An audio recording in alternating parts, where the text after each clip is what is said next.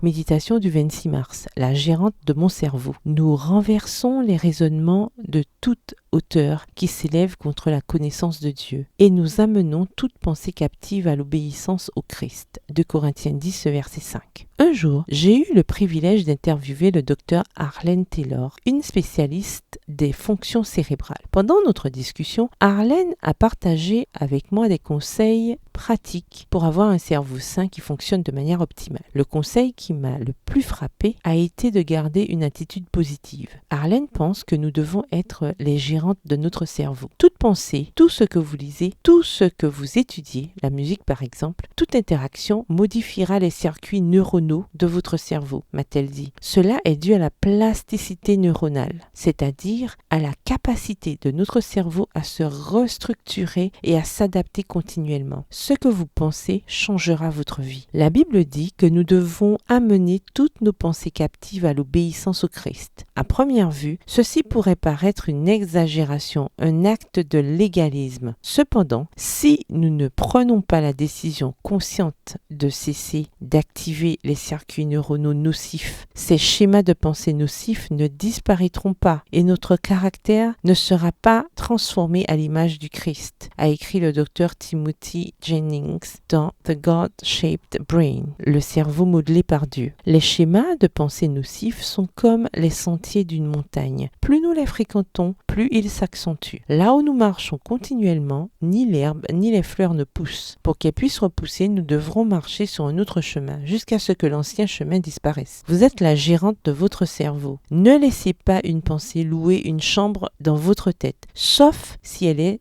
une bonne locataire. Le cerveau s'alimente de ce sur quoi nous nous concentrons. Les muscles mentaux que nous exerçons se développent et finissent par déterminer la force de notre caractère. Prière, Seigneur, je veux apprendre à soumettre chaque pensée à ton autorité et à ta souveraineté. Je veux que ton esprit renouvelle mon cerveau. Aujourd'hui, je décide de penser à tout ce qui est vrai, honnête, aimable et digne de louange. Amen. Bonne journée, que l'Éternel vous bénisse.